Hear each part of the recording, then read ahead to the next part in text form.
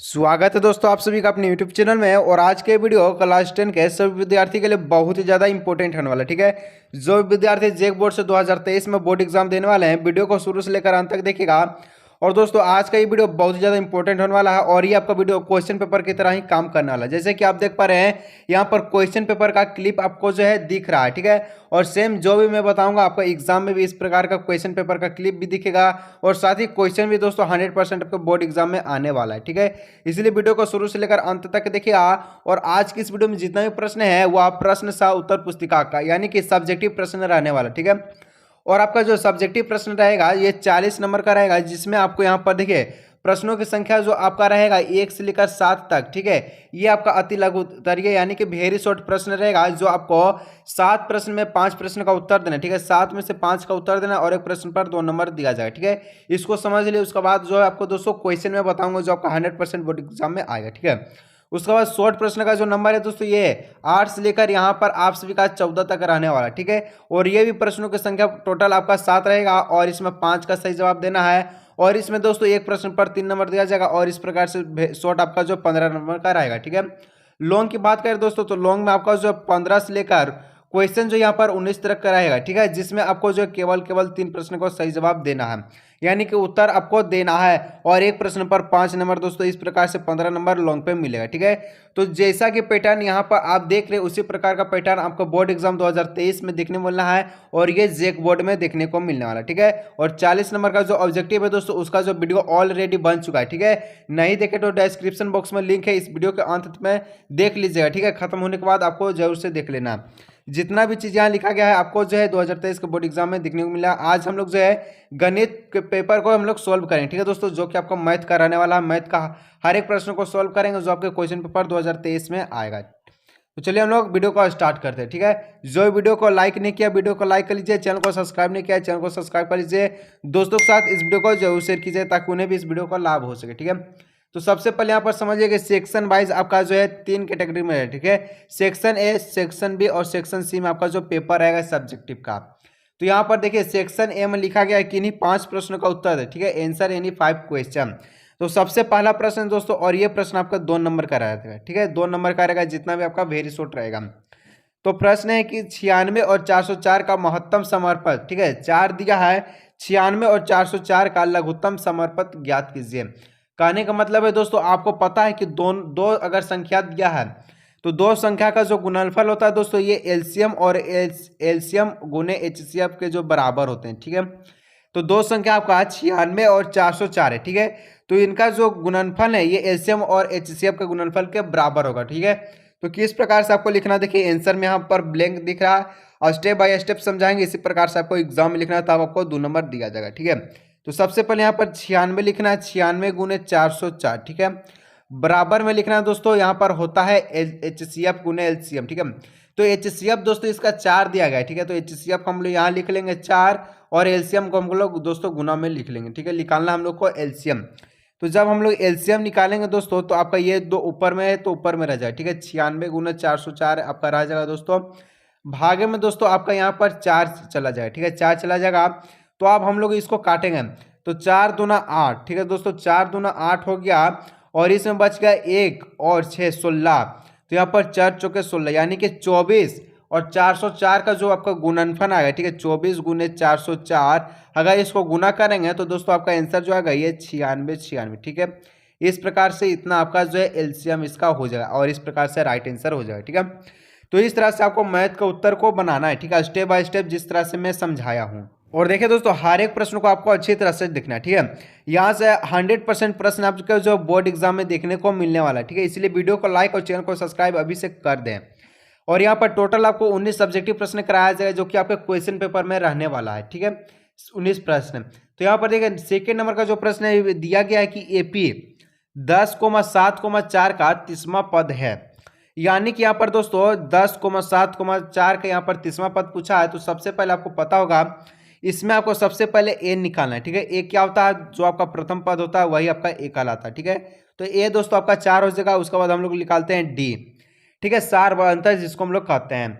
तो डी निकालने के लिए दोस्तों जो आपका दूसरा पद है, ठीक है, उसमें से हम लोग पहला पद को माइनस कर देंगे। ठीक है, तो 7 को हम लोग माइनस करेंगे दोस्तों 10 से, तो 7 माइनस 10 आएगा -3। ठीक है, 7 में से 10 को घटाएगा तो -3 आएगा। अब आते हैं क्वेश्चन में जो बोला गया है तीसरा पद निकालना है, तो ये यहाँ पर हम लोग तीसरा निकालेंगे। तो इसका जो सूत्र होता है दोस्तों वो होता है ए प्लस। ठीक है, ए प्लस।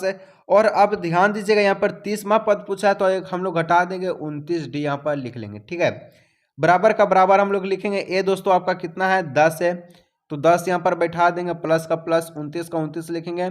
डी दोस्तों हम लोग अभी निकाले तुरंत, कितना निकाले -3 यहाँ पर निकाले। ठीक है, -3 निकाले। अब इसको हम लोग सॉल्व करेंगे और जो आंसर आएगा वही आपका तीसरा पद में हो जाएगा। ठीक है, तो 10 का दोस्तों हम लोग 10 लिखेंगे, प्लस 29 को अगर -3 से गुना कीजिएगा तो आएगा दोस्तों -87। ठीक है, -87 आएगा, इसको हम लोग ब्रैकेट में घेर लेंगे।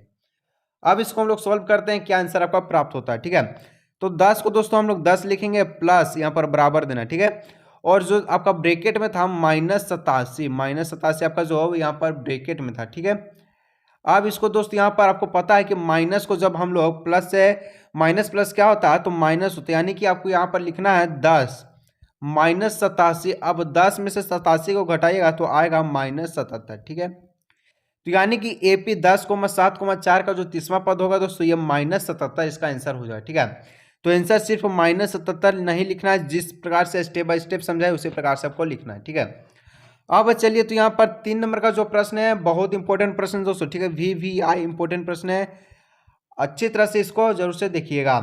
तो यहाँ पर दोस्तों मान ज्ञात कीजिए कि 2 sin 30 और cos 30 यहाँ पर दिया गया है। ठीक है, यानी कि sin 30 का वैल्यू क्या होता है, cos 30 का वैल्यू क्या होता है, उससे बैठाते से आपको जो आंसर प्राप्त हो जाएगा। तो यहाँ पर दोस्तों देखना यह है कि 2 का 2 हम लोग लिख देंगे। ठीक है, गुना, क्योंकि 2 जो है साइन के साथ यहाँ पर गुना हुआ है। ठीक है, साइन के साथ गुना है, गुना कर लेंगे। और साइन 30 का जो दोस्तों वैल्यू होता है वो 1/2 होता है। ठीक है, और ये भी जो आपका साइन जो है यहाँ पर 1/2 होता है। ठीक है, और साइन जो है कोस के साथ क्या गुना में है तो गुना का साइन देंगे। और कोस आपका कोस 30 का जो वैल्यू है दोस्तों ये √3/2 होता है। ठीक है, √3/2। तो अब हम लोग इसको जो सोल्व करेंगे तो 2 गुने 2 यानी कि 2 से 2 यहाँ पर कट गया और यहाँ पर सिर्फ और सिर्फ बचा है रूट अंदर 3/2, यानी कि दोस्तों जो आपका आंसर होगा ये √3/2 ये आपका राइट आंसर हो जाएगा। ठीक है, स्टेप बाय स्टेप समझना है, हर एक नंबर आपको जो है 2 नंबर का प्रश्न रहने वाला। ठीक है, चलिए 4 नंबर का जो प्रश्न है ये भी मोस्ट इंपोर्टेंट प्रश्न दोस्तों, हर एक बार लगातार एग्जाम में पूछा गया प्रश्न। ठीक है, तो प्रश्न है कि एक द्विघात बहुपद ज्ञात कीजिए जिसके शून्यकों का योग तथा गुणनफल दोस्तों क्रमशः 1 और 1 है। समीकरण नहीं निकालना बल्कि एक द्विघात बहुपद ज्ञात करना। ठीक है, तो जब तक आपको सूत्र नहीं पता होगा तब तक आप इसको नहीं बना पाएंगे। ठीक है, तो सबसे पहले हमको यहाँ पर लिखना है। ठीक है, जो दिया गया है दोस्तों यहाँ पर शून्यकों का योग। ठीक है, यानी कि अल्फा प्लस बीटा जो है दोस्तों इसका जो मान है ये 1 दिया गया है। गुणनफल यानी कि दोस्तों अल्फा बीटा का जो भी मान है ये भी 1 दिया गया है। ठीक है, अब इसका द्विघात बहुपद ज्ञात करना है, बहुत ही शानदार से ज्ञात करेंगे। ठीक है, चलिए हम लोग इसको देखते हैं किस प्रकार से आपका जो बनेगा। तो इसको थोड़ा सा हम लोग ऊपर करते हैं दोस्तों और अच्छी तरह से आपको समझाते हैं। ठीक है, तो यहाँ पर देखिए जो बहुपद का जो ज्ञात करने के लिए होता है सूत्र है, ठीक है, x² माइनस ब्रैकेट में दोस्तों अल्फा प्लस बीटा। ठीक है, अल्फा प्लस बीटा ब्रैकेट घेरने के बाद जो है x दे देंगे बगल में। ठीक है, और यहाँ पर प्लस में दोस्तों अल्फा गुने बीटा। ठीक है, और बराबर में 0। ये आपका दोस्तों ये पूरा का पूरा समीकरण, ठीक है, समीकरण है। और जब हम लोग 0 हटाते हैं तो ये बहुपद कहलाता है। ठीक है, तो इसलिए हम लोग 0 को जो है हटा देंगे। 0 हटा दिए, लेकिन आपको एग्जाम में एक बार बराबर देके लिखना है। ठीक है, चलिए हम लोग जिस प्रकार से लिखते हैं उसी प्रकार से आपको एग्जाम में लिखना है। x² को दोस्तों x² हम लोग लिख लेंगे माइनस अल्फा प्लस बीटा आपका दोस्तों 1 था। ठीक है, हम लोग अभी देखें तो 1 था दोस्तों, और 1 को यदि हम लोग 1 से गुना करेंगे तो 1 से गुना करने पर दोस्तों x कहलाएगा। ठीक है, 1x हम लोग नहीं लिखते हैं, 1 को हम लोग इसी प्रकार से मानते हैं कि यहाँ पर कुछ नहीं है तो ये इसका जो वैल्यू है यहाँ पर 1x होगा। ठीक है, तो यहाँ पर सिंपल हम लोग x लिख लिया प्लस अल्फा बीटा दोस्तों इसका भी जो मान है ये 1 है और बराबर में 0। ठीक है, तो ये दोस्तों ये आपका द्विघात समीकरण निकल गया, लेकिन द्विघात बहुपद निकालना है तो बराबर में 0 हम लोग नहीं रखेंगे और यही आपका द्विघात बहुपद निकल जाए। ठीक है, बहुत ही शानदार क्वेश्चन दोस्तों, आराम से निकल गया, घबराना नहीं है। ठीक है, और जहां भी दिक्कत होता है कमेंट सेक्शन में कमेंट जरूर से कीजिएगा। ठीक है, और देखिए जो भी सब्जेक्ट में दिक्कत हो रहा है, जहां से भी प्रश्न आपको जो भी प्रश्न आपको सोल्व नहीं हो रहा, कमेंट सेक्शन में कमेंट जरूर से कीजिएगा, आपको जो है मैं सोल्यूशन जरूर बताऊंगा। ठीक है, अब आता है क्वेश्चन दोस्तों यहाँ पर पचमा में, और इसको जो है यहाँ पर बताना है कि वृत्त को दो बिंदुओं पर प्रतिच्छेद करने वाले रेखा को क्या कहते हैं। यानी कि दोस्तों इस प्रकार से एक वृत्त है और ये यहाँ पर जो है कट किया, यानी कि दोस्तों एक यहाँ पर और एक यहाँ पर, ये तो वृत्त के दो बिंदु हो गए, एक ये बिंदु और एक ये बिंदु, ठीक है। तो दो बिंदुओं पर प्रतिच्छेद करने वाले रेखा को क्या कहते हैं, तो वृत्त के दो बिंदुओं पर प्रतिच्छेद करने वाला रेखा को आप सभी को पता है कि छेदक रेखा कहते हैं, ठीक है। छेदक जो रेखा कहते हैं दोस्तों, छेदक रेखा। तो आपको सेंटेंस लगा देना है, यहाँ पर क्या लिखना है कि वृत्त को दो बिंदुओं पर प्रतिच्छेद करने वाले रेखा को यहां से लिख लीजिएगा छेदक रेखा कहते हैं, ठीक है। इस प्रकार से उत्तर को लिखना। अब चलिए हम लोग बढ़ते हैं नेक्स्ट यहाँ पर 6 नंबर प्रश्न, ठीक है। इंपॉर्टेंट प्रश्न बताएं दोस्तों, इसीलिए वीडियो को लाइक, चैनल को सब्सक्राइब जरूर से कर लीजिएगा इस तरह का, और आपको सभी सब्जेक्ट का वीडियो प्रोवाइड कराया जाएगा, ठीक है। तो प्रश्न दोस्तों 6 नंबर की, यदि कोट ए बराबर 8/15 तो साइन ए का जो मान ज्ञात कीजिए।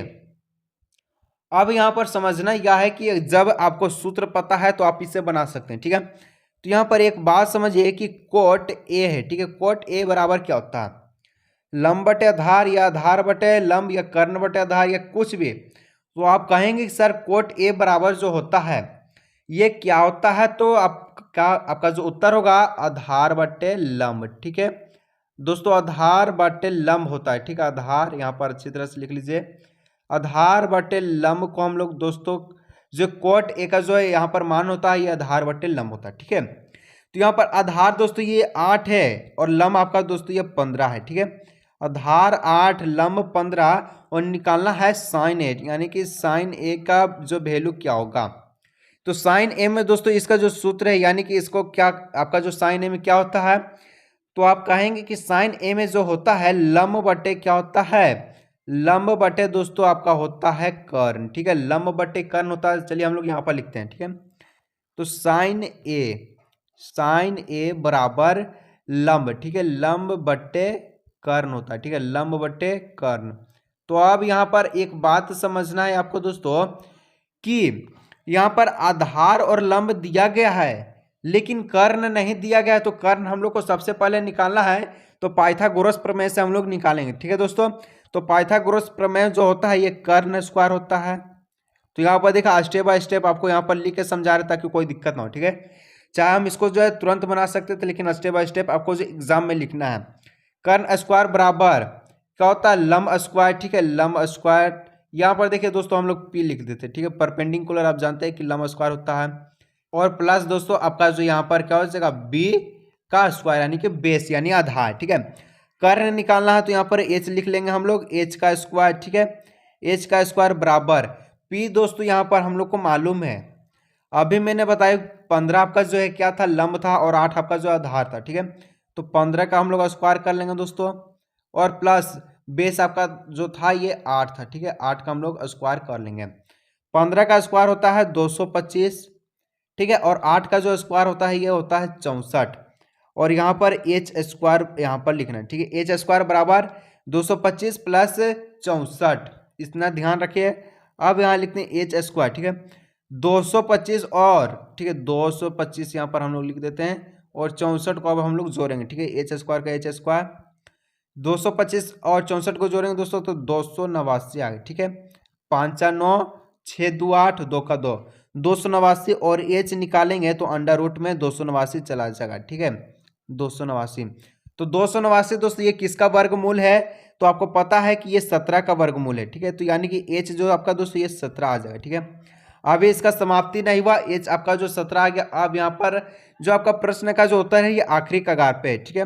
अब यहाँ पर लिखना है कि साइन ए, ठीक है, साइन ए का जो मान होता है ये होता है दोस्तों, आपको पता होगा कि लंब, ठीक है, लंब बटे कर्ण, और लंब आपका दोस्त यहाँ पर जो प्रश्न में दिया गया है ये 15, ठीक है, 15, कर्ण हम लोग अभी निकाले 17, और यही आपका राइट आंसर हो जाएगा, ठीक है, 15/17।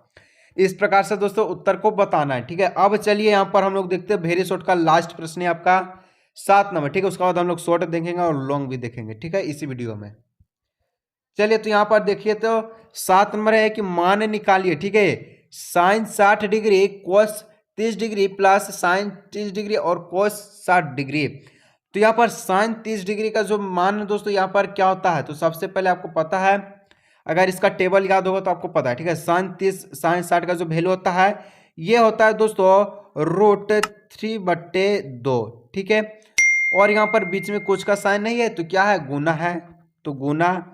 कोस 30 का जो वैल्यू होता है दोस्तों कोस 30 डिग्री का, ये भी होता है √3/2, ठीक है। प्लस का साइन है, प्लस हम लोग लिख देंगे। साइन 30 का जो आपका जो वैल्यू होता है दोस्तों ये 1/2 होता है, यानी हाफ, ठीक है। कुछ यहाँ पर बीच में कुछ का साइन है यानी गुना का साइन है। कोस 60 का भी जो आपका वैल्यू दोस्तों ये आपका 1/2 होता है, ठीक है। अब इसको हम लोग सोल्व करेंगे, तो √3 को √3 से गुना करेंगे तो सिंपल 3 आएगा। नीचे में दोस्तों 2 दूना का 4 आएगा, प्लस 1 को 1 से गुना करेंगे 1 आएगा, 2 दूना का 4 आएगा, 3/4 प्लस 1/4। अब इसको हम लोग सोल्व करेंगे, ठीक है। 3/4 प्लस 1/4, तो यहाँ पर एलसीएम दोस्तों ये 4 आएगा और यहाँ पर 3, ठीक है, प्लस 1, क्योंकि 4 को 4 से भाग दीजिएगा एक बार में, 1 को 3 से गुना कीजिए 3 आएगा। तो इसी प्रकार यहाँ पर क्या होगा, 3 प्लस 1/4 तो 4/4, और यहाँ से कटेगा दोस्तों तो ये 1 आएगा, यानी कि जो आपका आंसर जो आएगा दोस्तों ये 1 आएगा। और इस तरह से यहाँ पर वेरी शॉर्ट समाप्त होता है 10 नंबर के प्रश्न को लेकर। तो दोस्तों आपको जो यहाँ पर हम लोग आज के इस वीडियो में वेरी शॉर्ट देखें, ठीक है। इसके बाद हम लोग शॉर्ट देखेंगे और लॉन्ग भी देखेंगे, इसलिए चैनल को सब्सक्राइब, वीडियो को लाइक और दोस्तों शेयर जरूर कीजिएगा। चलिए दोस्तों हम लोग मिलेंगे नेक्स्ट वीडियो में।